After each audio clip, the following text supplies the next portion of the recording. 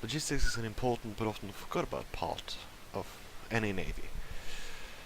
Whenever the Nordic Navy or Nordic Marines needs transport of either cargo or personnel, this is the ship that they use. The Owl class light transport. Hello ladies and gentlemen, I'm Eric.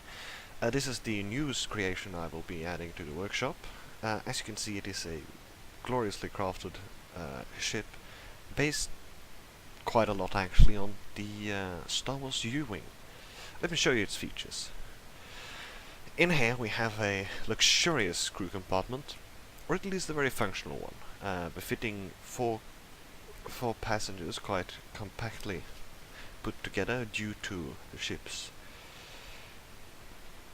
what's it called again? Due to the ship's width being an even numbered wide ship.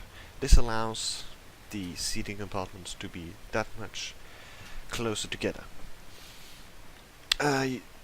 This configuration gives you ample protection and thus easy access to all seats, as well as a nice hatch to shoot at any rice farmers or such.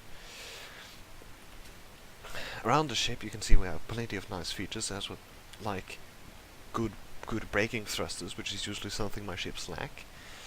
Spotlights in case you need some forward lighting, some Gatlings for defensive purposes, or strafing rounds of said rice farmers. We also have the engine pods where most of the engine power is contained. Almost all maneuvering thrusters are positioned here, as well as the atmospheric thrusters, which are required for it to be able to enter atmospheres without troubles. They also contain most of the forward thrust, as well as some more in the center. There's also a small package of assisting lift thrusters for such cases as the moon or other similar small, low gravity but lacking of atmosphere planets.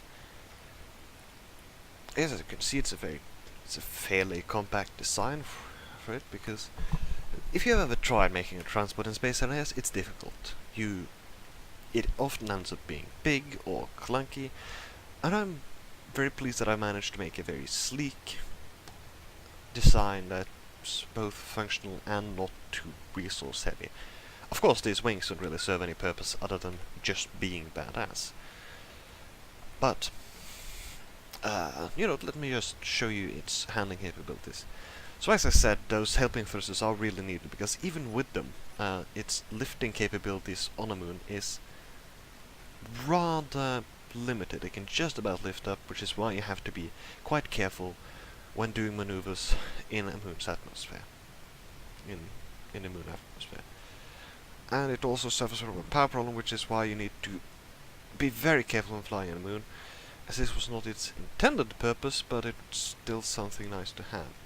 See, can I make it? Yes, perfect.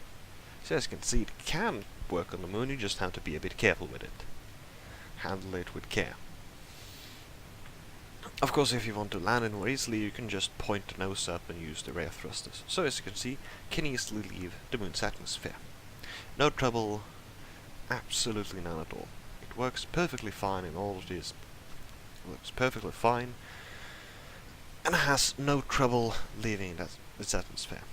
Nor does it have any problems with any large-sized planet.